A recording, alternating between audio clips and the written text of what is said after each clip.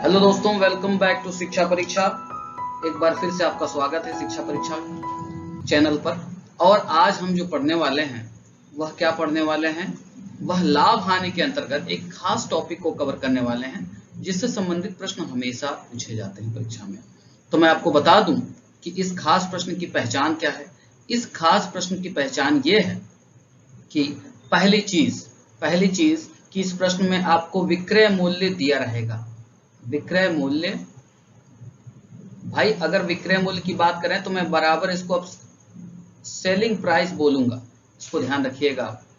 और उसके अलावा क्या दिया रहेगा, कहेगा लॉस परसेंट, यह किसके बराबर है, क्रय मूल्य के बराबर है। और क्रय मूल्य को मैं सीपी लिख रहा हूं, कॉस्ट प्राइस, राइट।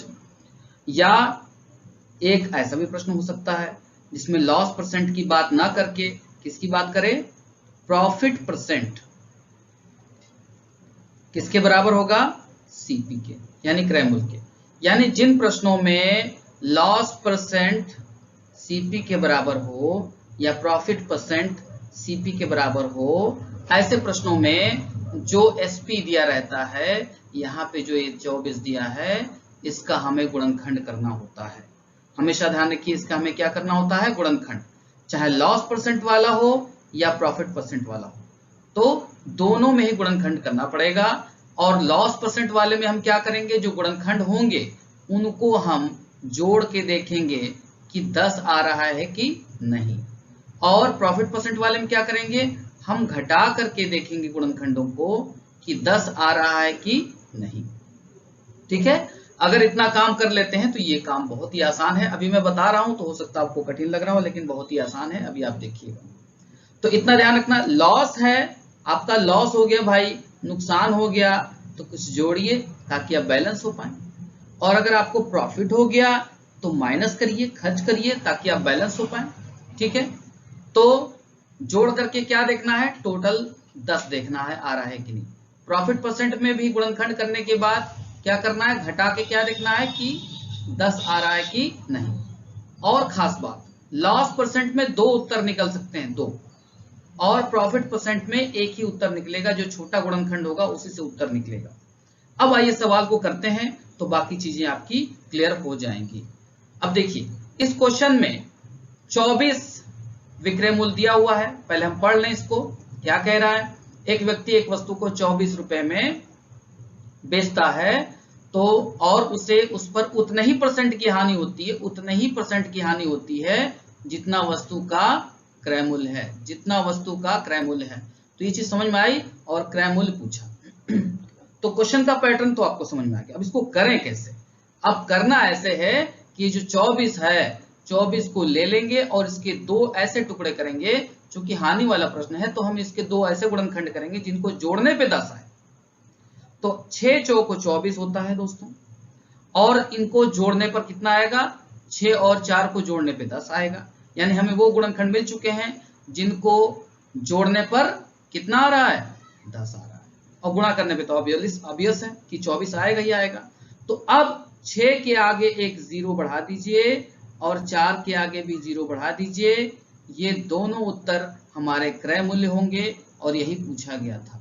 यानी ये हानि वाले प्रश्नों में 2 उत्तर निकलते हैं। एक उत्तर निकलता है 60 और एक उत्तर निकला 40। ये दोनों के दोनों उत्तर हैं और ऑप्शन में दिए भी रहते हैं। कभी ऑप्शन में एक उत्तर दिया होगा तो फिर उस एक को ही टिक कर लीजिएगा, अब इनमें से जो भी मिल जाए। तो बात क्लियर हो गई, एक बार फिर से समझ लें ताकि आगे मैं प्रश्नों को थोड़ा फास्ट करूंगा, आप उसको समझ पाए। हमें यहाँ पर क्या करना है, 24 के 2 गुणनखंड करने हैं, ऐसे गुणनखंड करने हैं चूंकि हानि वाला प्रश्न है, ऐसे गुणनखंड करने हैं कि जोड़ने पे 10 आए। अगर लाभ वाला प्रश्न होता तो घटाने पे 10 आना चाहिए था। तो 6 चौको 24 होता है और एक एक 0 बढ़ा देंगे तो 60 और 40, यह इस प्रश्न का उत्तर हो जाएगा। ठीक है, आइए आगे बढ़ते हैं। एक व्यक्ति एक वस्तु को 75 रुपए में बेचता है और उससे इस पर उतने ही परसेंट का लाभ होता है जितना कि उस वस्तु का रुपए में क्रय मूल्य है, और क्रय मूल्य ज्ञात करना है। यानी बिल्कुल उसी टाइप का प्रश्न है, बस लाभ वाला प्रश्न है। तो कोई बात नहीं, लाभ वाला है तो भी 75 के गुणनखंड हमें 2 ऐसे करने हैं जिसको घटाने पर क्यों? क्योंकि लाभ वाला प्रश्न है तो हमें जो गुणनखंड करने हैं उनको घटा के 10 लाना है। तो 15 पचे 75 होता है दोस्तों, आपको पता ही है। तो 15 में से 5 जाएंगे तो 10 आ भी जाएगा, लेकिन लाभ वाले प्रश्न में छोटी वाली संख्या के आगे 0 बढ़ा करके उत्तर हमें प्राप्त हो जाता है। ये हमारी ट्रिकी अप्रोच है, तो इससे आप इसको आसानी से कर सकते हैं। इसमें हमेशा ध्यान रखना है कि लाभ वाले प्रश्नों में एक ही उत्तर आएगा। भाई लाभ कम होता है और हानि ज्यादा होती है आजकल, आपको पता ही है, इसीलिए लाभ कम मिल रहा है, एक ही संख्या आ रही, एक ही संख्या से आपके उत्तर मिल रहा है, और हानि में दो संख्याओं से उत्तर मिल रहा था। ठीक है, राइट। तो ये भी बात समझ में आ गई। तो इस प्रश्न का उत्तर कितना होगा? 15 पचे 75 हो रहा है, 15 पचे 75 हो रहा है, और 15 में से 5 गए 10, यानी हम जो चाह रहे थे कि इसका और इसका अंतर 10 आए, तो अंतर 10 आया। इसमें छोटी संख्या के आगे 0 हमने चिपका दिया है और 50 बना, और यही हमारा उत्तर है। आइए अगले प्रश्न की ओर बढ़ते हैं। अब इस प्रश्न को जरा ध्यान से देखिए, यहां पर क्या कह रहा है? 75 रुपए में बेचकर, और ये लाभ वाला प्रश्न है और 75 रुपए दिया है। तो इसी 75 के हम 2 टुकड़े करेंगे और घटा के देखेंगे, क्योंकि लाभ वाला है ना, तो घटा के देखेंगे। ये वही प्रश्न है क्योंकि अलग परीक्षा में पूछा गया था, हमने बता दिया। तो 15 पचे 75 होता है, ये छोटी संख्या के आगे 0 बढ़ा दीजिए, यही हमारा आंसर हो जाएगा। तो कौन सा आंसर सही होगा? Option 4th option is the right option, right. ठीक है, और दूसरी तरीके से आप देख सकते थे, 0 0 उड़ा करके इसको ऑप्शन से भी कर सकते थे। जो 75 को भाग देगा वो उत्तर हो जाएगा। सभी भाग नहीं दे पा रहे हैं, तो ये 5 से 75 पूरा पूरा कट जाएगा, तो यही 4th ऑप्शन ही हमारा आंसर होगा। तो उम्मीद करते हैं ये चीज भी समझ में आई होगी। आइए अगले प्रश्न की ओर बढ़ते हैं।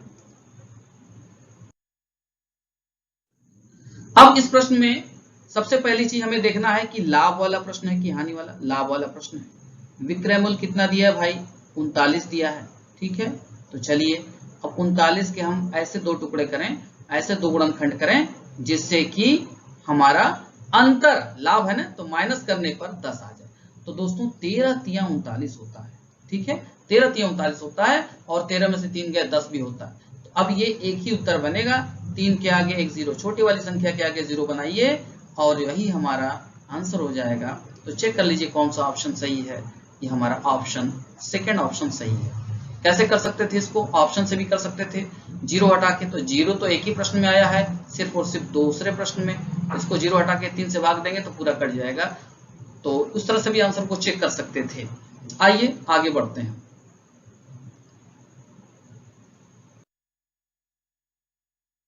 अब इस क्वेश्चन को जरा गौर से देखिए। 21 रुपए में बेचने पर, अब यहाँ पे ये देखा जा रहा है कि 21 रुपए में बेचा जाएगा कि यहाँ पर हानि वाला प्रश्न है या लाभ वाला? हानि वाला है भाई, तो जो गुणनखंड होंगे उनको जोड़ा जाएगा। तो 21 के ऐसे 2 गुणनखंड कीजिए जिसको जोड़ा जाए तो 10 आए। तो 7 तिया 21 होता है भाई, और 7 और 3 का योग 10 होता है। ठीक है, तो अब 7 बन जाएगा 70, एक 0 इनको भी पकड़ाइए, और 3 बन जाएगा 30।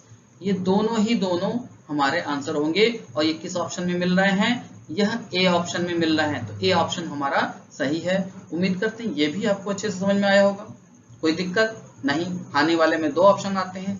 ठीक है, दोनों उत्तर सही हैं। आगे बढ़ेंगे। अब प्रश्न को देखिए, यहाँ पे कह रहा है कि एक घड़ी 144 रुपए में बेची गई, तो प्रतिशत लाभ घड़ी के क्रय मूल्य के बराबर, यानी बिल्कुल वही पैटर्न है, वही क्वेश्चन है और पूछा गया है। और यहाँ पर क्या है, अब हमें चेक तो करना ही है कि लाभ वाला कि हानि वाला? लाभ वाला, यानी हमें 144 के ऐसे 2 फैक्टर करने हैं जिनको घटाने पर, चूंकि लाभ वाला प्रश्न है तो घटाने पर कितना आना चाहिए? 10 आना चाहिए। तो आपको पता ही है 18 8 144 होता है।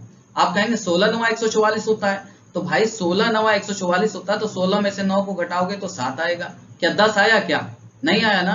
तो 18 8 144 होता है, 18 में से 8 को घटाओगे 10 आया। तो यही तो हमारी चीज है जो फुलफिल होनी चाहिए थी कंडीशन। तो हमारा 8 से ये बन जाएगा 80। तो 80 यानी 80 इज द राइट आंसर। तो किस ऑप्शन में मिल रहा है? ऑप्शन बी में मिल रहा है। तो उम्मीद करते हैं ये भी आपको क्वेश्चन बहुत अच्छी तरह से समझ में आया होगा। तो मैंने इस वीडियो को पूरी तरीके से ट्रिकी अप्रोच के हिसाब से बनाया है। अभी मैं डिटेल्ड नहीं पढ़ा रहा हूँ, आप लोगों को ट्रिकी दे रहा हूँ। इन ट्रिक का अगर थोड़ा सा प्रैक्टिस कर लें तो कम से कम इन क्वेश्चन से जो समय बचता है हम बाकी अन्य प्रश्नों में भी उसका उपयोग कर सकते हैं। तो अगर आप इस वीडियो से इस प्रश्न को सीख पाए और उसको आप एग्जामिनेशन में इस्तेमाल कर पाए, अपनी परीक्षा में इस्तेमाल कर पाए और थोड़ा सा भी उसको उससे आपको लाभ हुआ, तो मैं समझूंगा कि मेरा वीडियो बनाना सफल रहा। Thank you very much.